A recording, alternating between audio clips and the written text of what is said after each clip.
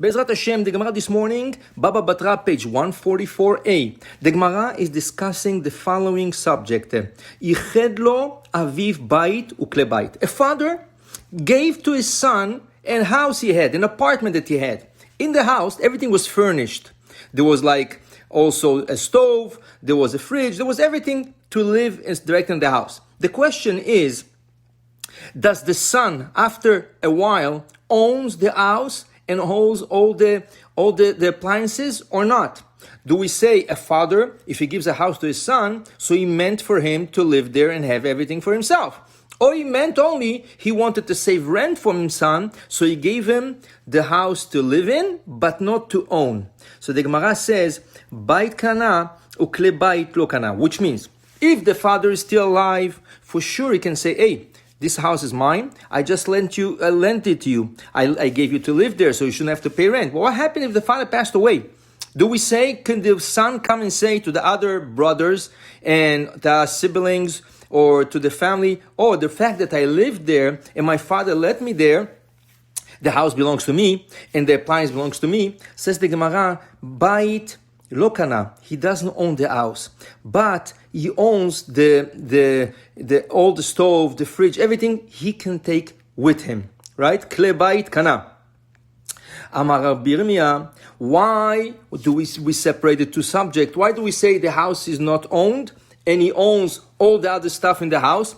The reason is, says Rabbi Yirmiyah, because the father, when he was alive, iniach kle beto, he kept over there some stuff of his, which means the father left some storage in the house and some of his stuff was there. So the Gemara is teaching us this morning, when you sell a house, or when you give somebody to live in your house, in your apartment, for long time, many years maybe, the fact that you keep a storage in this house, right? And you're going to see soon what you have to live in the house, right? That means that you're still the owner, right? The rest of the stuff, since it's movable, right? Goods, that we can say, oh, he gave it to him, or it's so old already, so he doesn't care if he takes it with him. But the house belongs still to the father, right?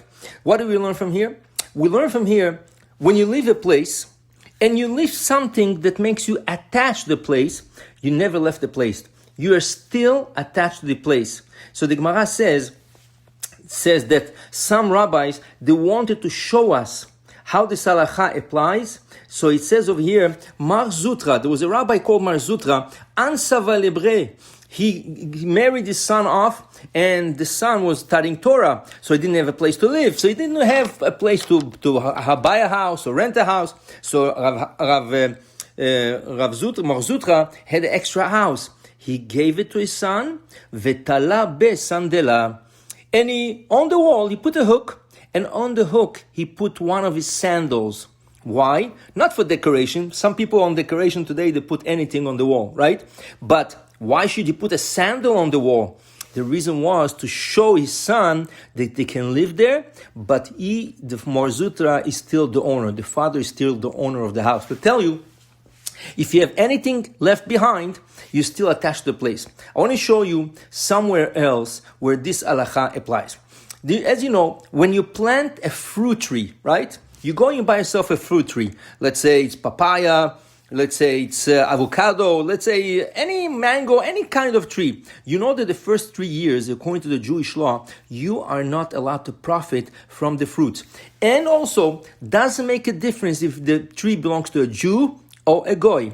Once a tree is planted, according to the Torah, the fruit are unedible for the first 3 years. So for example, what do you do if the first 3 years when you're going to get a lot of fruits? So you can do something that fruit should not grow.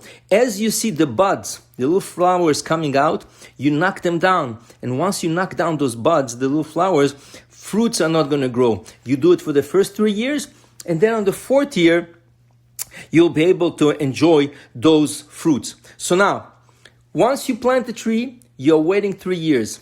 Now, after that, it's yours to enjoy. But what happens? The tree was in the ground, let's say for 20 years. And after 20 years, you decide to build a pool and you want to move the tree. So one thing you should know, you never mess with the fruit tree. So always ask, are you allowed or are you not allowed to move it? But let's say for some reason you moved the tree and you planted it in the same backyard a little bit further. Now the fact that you uprooted the tree and you replanted it, you're going to have to wait 3 more extra years because this is considered like a new plantation. So you cannot say, but it was already 20 years in the ground. Doesn't make a difference. You uproot it, you put it back, it's you starting the 3 years over. But let's say there's a big wind and the wind knocks down the tree and all the roots are coming out of the ground and there's only one small root attached to the ground, the size of a needle. Says the Mishnah, the fact that there's one root connecting the tree into the ground, it still gives it life and it's still considered as a part of the ground, and you just have to pick up the tree, refix it, the whole thing, and you don't have to wait 3 extra years. What do you see? A small root in the ground makes a connection. Rabotai, that's the same thing in Judaism. You have to leave always the connections to your community. You can never leave, right? Even if you don't come regularly to shul every day, every Shabbat, but you should have a connection with your community. Having a connection is connected. The more you're connected, the stronger are your roots. But even if you're not so connected, leave some connection, but because this little connection, like a small root in the size of a needle, or putting a sandal on the wall, makes a connection, and you're still considered the owner of this place. Baruch Adonai Le'olam. Amen v'amen.